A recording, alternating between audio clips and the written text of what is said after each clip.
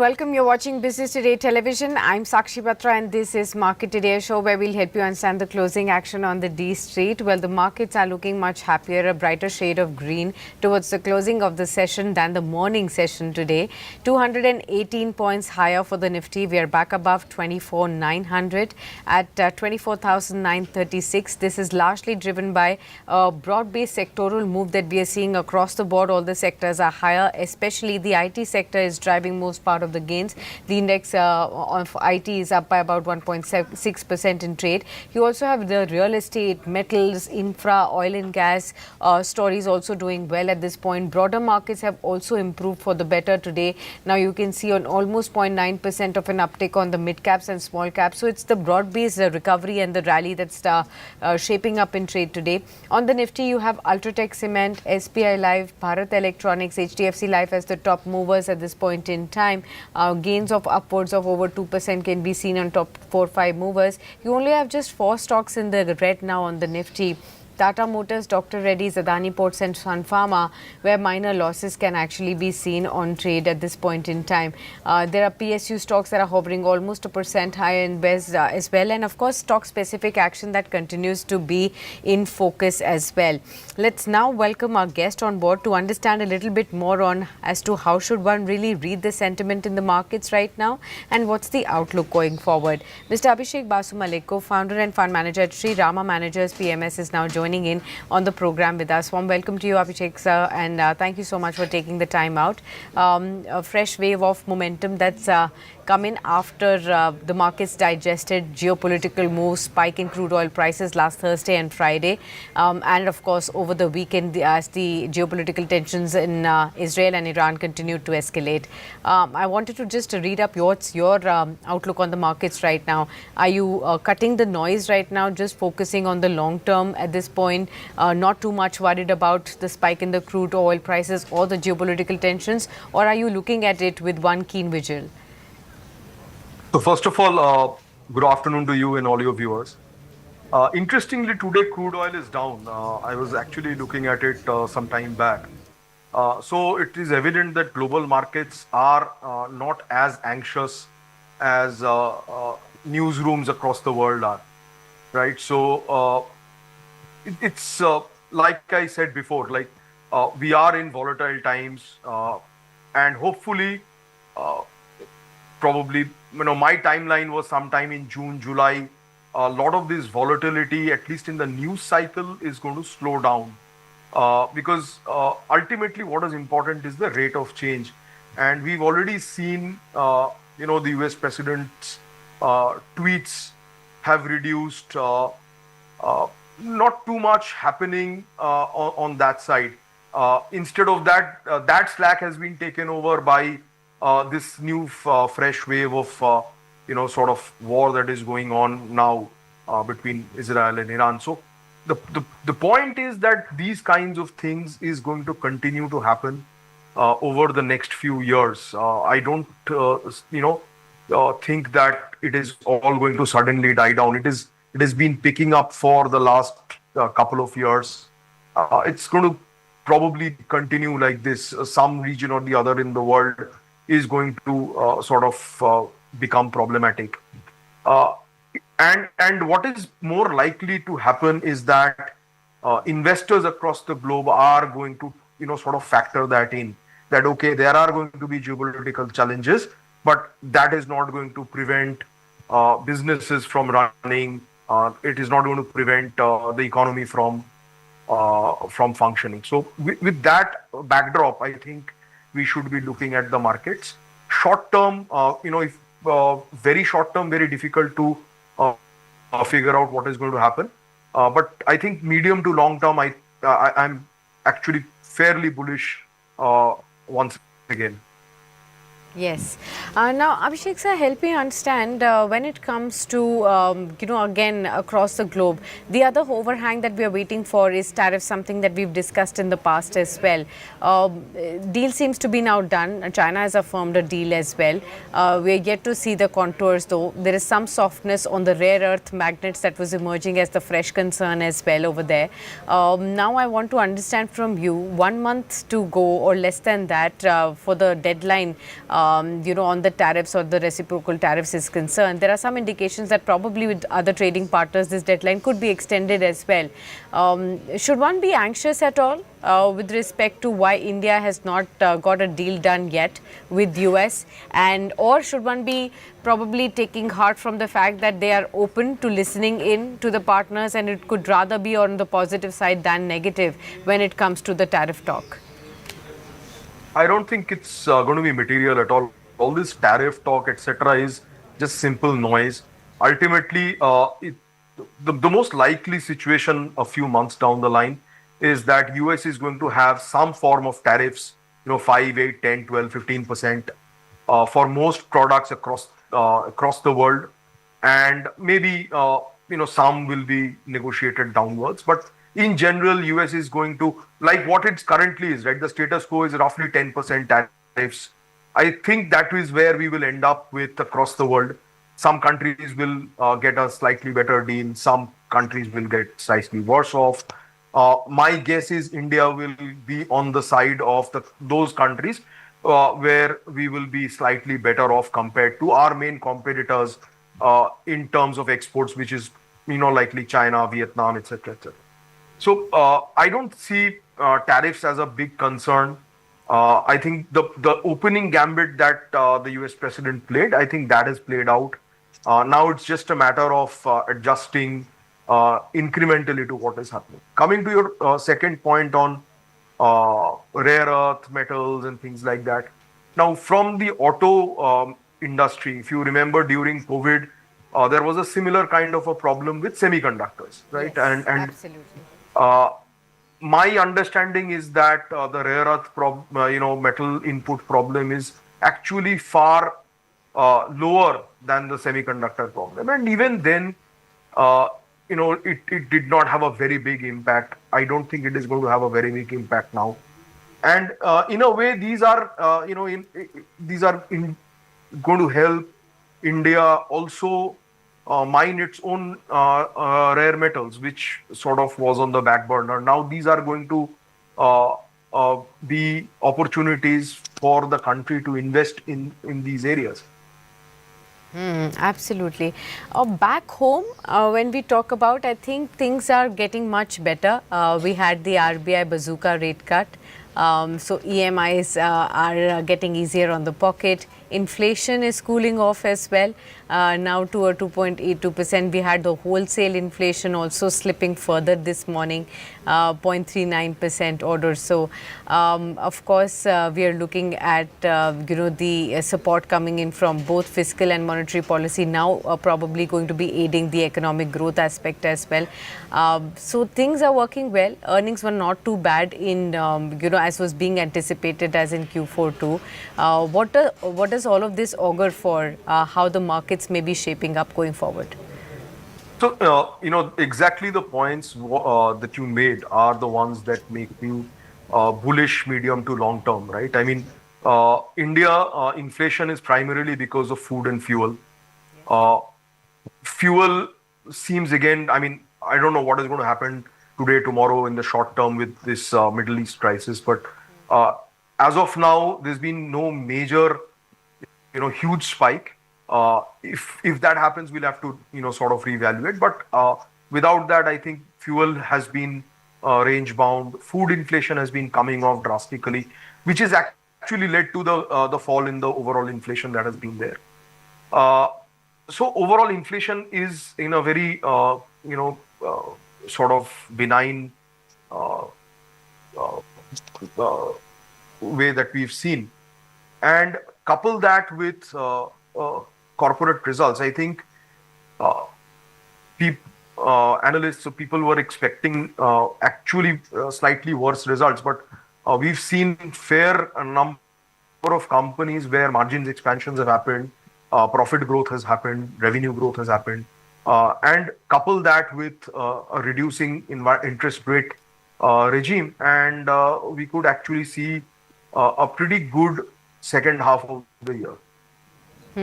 Okay, pretty good second half of the year is what's being expected. Let's talk themes and sectors, sir. Have you made any changes there, any additions there? How are you looking at fresh focus points for the investors if one has to actually work for the second half then? See, I think long-term themes remain the same. Short-term, I think again we are getting into that phase of sectoral rotation. So if you see, I think IT, which was sort of completely beaten down, is starting to pick up. Yes. Pharma again is doing well. I think banking, defense, etc., is sort of consolidating to an extent. So we will, I think, continue to see a healthy sector rotation every month, 2 months, which in a way is good. We don't want any particular sector or any particular set of stocks just completely shoot up and create imbalances. It's always better to have a broad-based growth or a broad-based recovery from the fall that we've had. So I think uh, industry specific, I think uh, the overall focus remains the same. I'm still bullish on chemicals, banking, auto, ancillaries specifically, uh, uh, capital goods, manufacturing. Uh, Pretty much these the same things that I've been speaking for the last few months. Okay. Continue to build on the story that you have been focusing on, and the same themes and sectors are positive. How would you look at defense after the recent run up? I think the shipbuilders continue to have the momentum even now. Even today, Shipping Corporation of India, GE Shipping, Cochin, Mazicon, they're all up in trade even today. So the defense move continues. Some uptick in the railways pack as well. Are there excesses already being seen here, sir? I don't think so. I mean, railways, if you see, probably went down and sideways for probably close to a year or maybe 8, 10 months. So again, we are seeing Kavach orders coming through. We are seeing railway orders coming through. So I think railway is going to continue to be one of the prime focus areas for investment by the government. So that theme actually over the medium to long term remains extremely strong. Okay.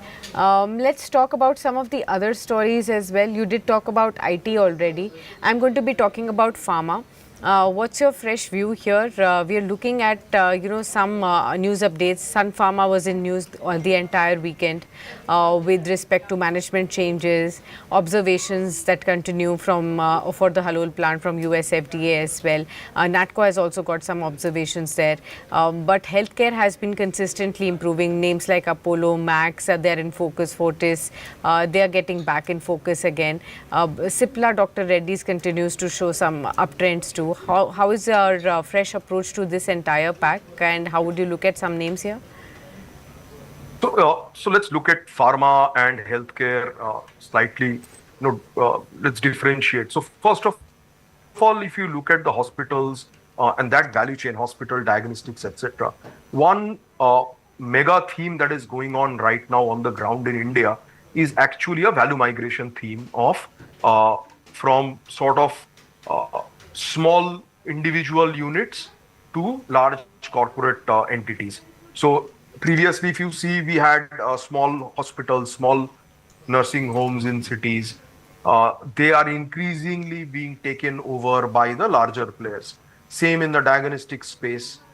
Previously, we had small standalone entities. Now we have these large chains which are sort of spreading all across the country. So we are actually in a very long-term phase of consolidation in this space. So it's pretty much like what we saw as the rise of, say, the private banking space. Here we are seeing the rise of the private hospitals, private diagnostic space, and this is a long-term theme. So this continues to remain good. If I look at pharma, you have multiple again segments within that. You have export-focused pharma, you have domestic-focused pharma, Yeah. you have generics, you have all sorts, right? So we have to be picky and choosy. I think the entire pharma space looks very interesting. One, because uh, if you see that even the larger export players, although there is some uncertainty because of tariff action and what Trump might say or do for US exports. But the fact remains that the Indian drugs that we export to the US are by far the cheapest that it is available in the US, right? So, if the objective for the US government is to reduce Yeah. healthcare costs, uh, India or Indian products are I mean, it is the obvious choice, for benefiting, right? You can't, the problem more is going to be in the US patented products, not the generics that is going there. There might be some, pushes and pulls and pressures to move part of the manufacturing, etc. there. And maybe over a longer term, some manufacturing presence in the US, etc., might not be a bad idea as well, because if you are going to sort of export a very large amount, you need to have some kind of presence, purely from a supply chain resilience perspective. So overall, I think pharma, again, as a very long-term theme, looks very good.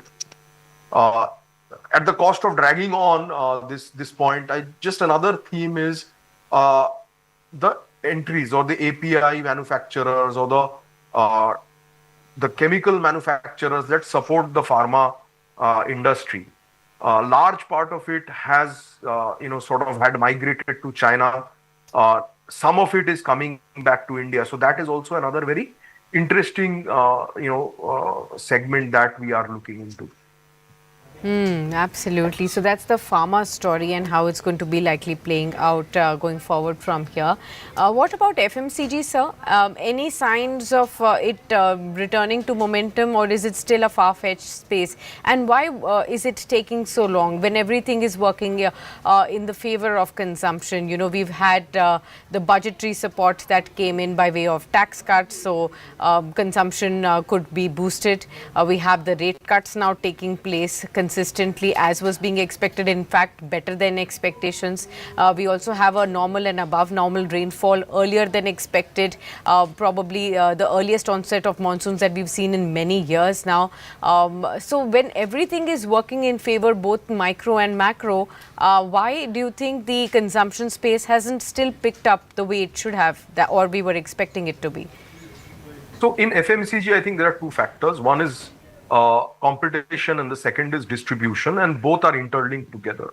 See, what has happened with the onset of all these commerce players and the quick commerce players is the moat that the larger FMCG giants had was that of distribution, right? That has been sort of broken down to a large extent. So today, even a very small regional player can create a soap or a shampoo or a cream or whatever, a toothpaste, and put it on quick commerce or put it on e-commerce platform and get traction. And that is, I think, what is playing out. So if you look at the overall consumption of FMCG, products, you will see that it has not actually gone down. It has actually been growing at a reasonable pace. What is the problem is that the sales of the large listed behemoths is going down because the competition, at least at regional levels, is coming in significantly from these new startup B2C players. So I don't see that trend changing. In fact, that trend actually can accelerate with more and more players, because FMCG at a very broad level is not a very high entry barrier industry. I mean, that is one challenge that the large players are facing now. Absolutely. Now, also wanted to just get a sense on the broader index as well, the mid and the small caps. How should one approach this space? Is it going to be, again, a very stock selective approach at this point in time? Will one make a mistake by going, index based at this point? Because the index has been showing some resilience, has been recovering as well. But how does one really identify the point where probably gets into a frothy situation, something that came up in conversations last year around the same time, and that's when things started to go downward for the mid and the small caps. So how does a retail investor really identify with the mid and small caps? How much is too much? So I think, first of all, unless you are investing in an index fund, one should not continuously look at indices because, let's say a Nifty mid cap 100 or a NSE 500 or whatever, right? You're not buying hundreds, 100, 150, 500 stocks. It pays much more dividends to look at the stocks that you hold, the industries that you are holding, and uh, having a broad understanding of the future in those stocks or those industries. Broad based, makes doesn't make too much of sense because in India, because we are market cap, weighted, most of these indices are very heavy on financials, banking. So you might actually see a bump up once the financials do well. But if you have a very broad, diversified portfolio, you might actually be underperforming, a particular index. But does it mean that that is a bad thing? I don't think so, because end of the day, your expectation from a portfolio is that over a period of time, which is in my opinion at least 3 to 5 years or more, you are looking for good absolute growth, right? And that will happen, provided you have a decent selection of companies where the businesses itself are growing, and that is the bottom line. So over fixating on indices is to me not going to be very helpful. Let me just take a minute to reiterate for the viewers the market and the move. We are nearing a % high move on the Nifty. We are above 24,950 right now, 236 points higher. All the sectors are in the green, with India VIX now down 1.5% at 14.8 odd levels. 1.5% gains for IT, real estate also 1.5% higher. Oil and gas, metals, infra, small and mid caps also doing very well. Private banks are also supporting the indices. In fact, the top contributors on the Nifty on the higher side are HDFC Bank and ICICI Bank. The third one is Reliance Industries. So it's the banks, the large private sector ones, and Reliance Industries. Along with this, IT names like Infosys, TCS. You also have Bharti Airtel, that's among the top contributors at this point in time. You're also looking at cement names like Ultratech Cement also inching higher. You have defense names like HAL, BEL back in focus. You have the oil and gas names, especially the gas related ones like IGL, MGL, that are pulling up higher in the F&O space as well. So that's how the momentum is building on. Let's start off with the banks now, Abhishek sir, and help us understand what's your fresh approach on the two largest private sector banks, HDFC and ICICI, after the recent run-up has been seen, after the contribution in the recovery in the rally has been already seen, higher highs have been seen for both these banks. Do they still have this team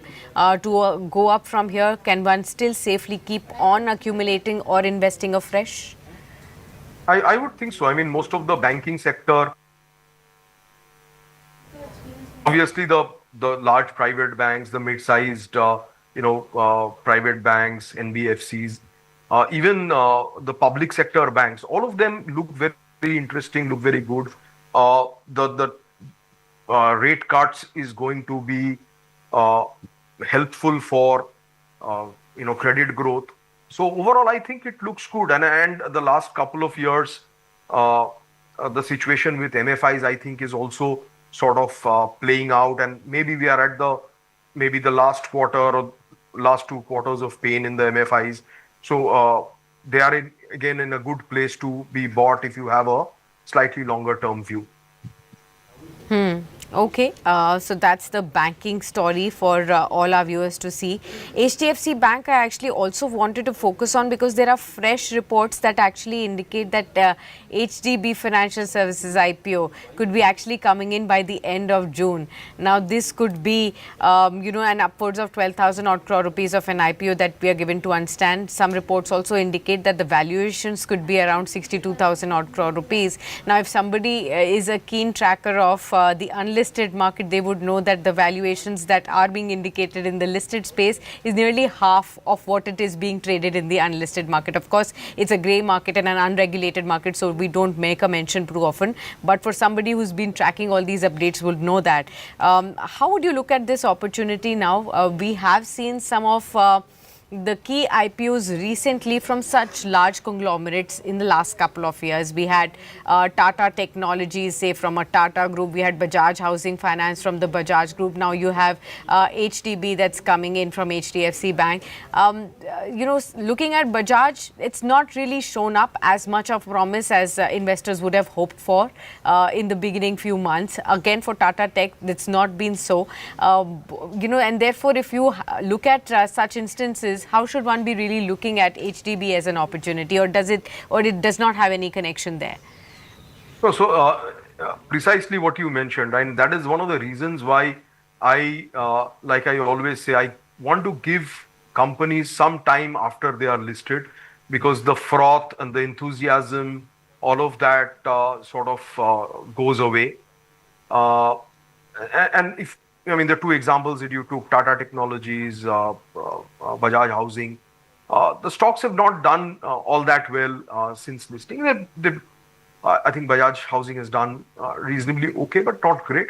Tata Tech has not done well. But I think, again, if you give it time, the businesses are very, very strong, and there will be a time when you will be able to buy it. So I'm always for having new IPOs, because it increases our options in investing. But I'm not, in favor of jumping into and buying IPOs, because most of the IPOs that we get are overpriced, because it's a seller's market. The person who's selling it wants the most amount of money for their, part. Okay, got that. So I hope this has also helped all our viewers get a point there. We'll also focus on some of the other aspects. Insurance companies, have you been looking at of late? They've been showing us some momentum. What should be the ideal approach here? Now, all of us as a investor who may be looking at the absolute long term, for those who are building their core portfolios for 5 years, 10 years, they do know that insurance as a space must have some growth opportunities, because we are very under-penetrated market when it comes to insurance. The government is doing its bit to get all hands on board to ensure that more and more people get adequate health and term life insurance, and at affordable premiums as well. There is competition rising even in the private players. There are so many newer players, bigger conglomerates also entering the same space. How should one be identifying if there is an opportunity, and whether one should look at it for 1 or 2 years kind of a story, or a 5-10 years kind of a story? So insurance, if you see, is actually a fairly good business if it can be run well. In fact, since last year, I had turned bullish on insurance. It sort of proved that I was 1 year early, because nothing happened practically for a year. Now it is beginning to happen. But I think in a nutshell, what has happened is last 3-4 years, there's been a lot of mergers, acquisitions that has happened. Most of the policies that were up for changing has been changed. So now we have a situation where the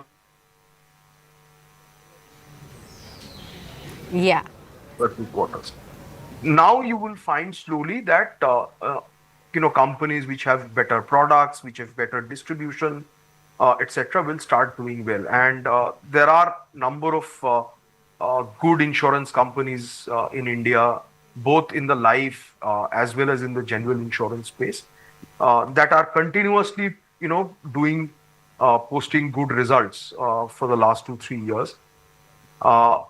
Overall, I'm actually quite reasonably bullish on both the life insurance as well as the general insurance space in India. It's, I think, going to give a decent compounded return over the next maybe 3 to 5 years. It may not be, blockbuster, off the charts kind of thing, but these will be good compounders over long periods of time. Absolutely.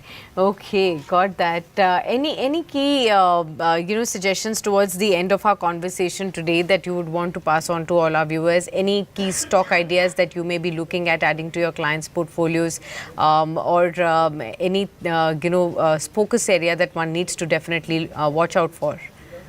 So I think the most important thing is that, last 6-8 months have been tough for most investors. Markets have been extremely choppy. They've been correcting. So, a lot of investors would have become very nervous. They would have started questioning their overall thesis of investing. I think these are nothing but pullbacks in a larger bull market that we have in India. In a 1-2 year, 3 year bull market, you get a 6-7 month pullback, and then the bull market resumes. I guess we've sort of come to that stage where the bull market has again resumed, and 2 years down the line will be much higher levels from here. So the point, probably the most important point is not to be afraid, not to get disillusioned by what has happened in the last 6 months, and remain or remember why you have invested in the first place, and then continue with your whatever your objectives are. I think remaining invested is going to be more important than ever, because you don't want to miss out on the big opportunity of wealth creation over the next 5 years.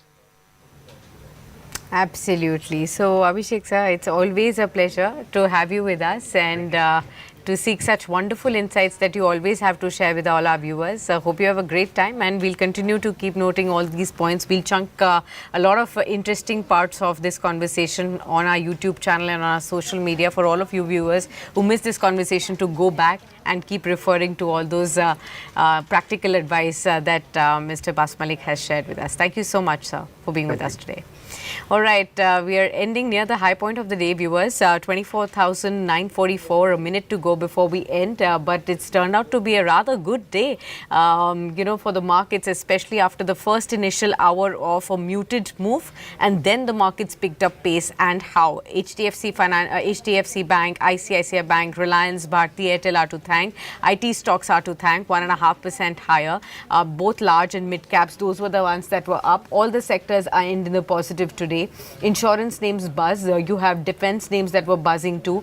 BEL, you also have HAL. Even the railway related stocks, many of them were up and about today. Power related stocks were up. FNO, you have Supreme Industries, Indraprastha Gas, PI Industries, Prestige Estates also up in trade today. Then let's look at the broadest index. You have names like Subros Limited up and about 20% circuit for this one. Names like Sterlite Technology is almost 20%. Names like Bharat Rasayan, Omax Limited from the real estate space again. Expansion coming into Amritsar for this one. That's what moved in the markets today. 20 microns, names like Archie's Limited, Matrimony, all of these stocks also moved up in trade. When we look at the banking, the NBFC space at large, again, Bajaj Finance was in focus because of the bonus split adjusted price that you are now looking at. Let's pull up Bajaj Finance as well to see how it is ending in trade. Many of you must be watching this price for the first time as well. The stock now of Bajaj Finance is in 3 digits, 938 levels. It's not 90% lower. This will get adjusted tomorrow. But remember, it's 4:1 bonus and the stock split that's come into focus. And now we will start tracking Bajaj Finance from 3 digits onwards yet again. But NBFC space, Anand Rathi Wealth, IFL Finance, so many names, GOG 361 also moved up in trade. So there were many stock specific stories, and the overall markets that pulled up. 24,946. How soon will 25,000 come in and stay longer than last time around this time? Remember, last time it was 5 straight sessions when we saw 25,000 being stayed put. Let's see whether tomorrow is the day when we will see 25K and beyond kind of levels. Stay tuned with us onto Business Today Television to track all the news beyond the stock market hours from the world of business and finance.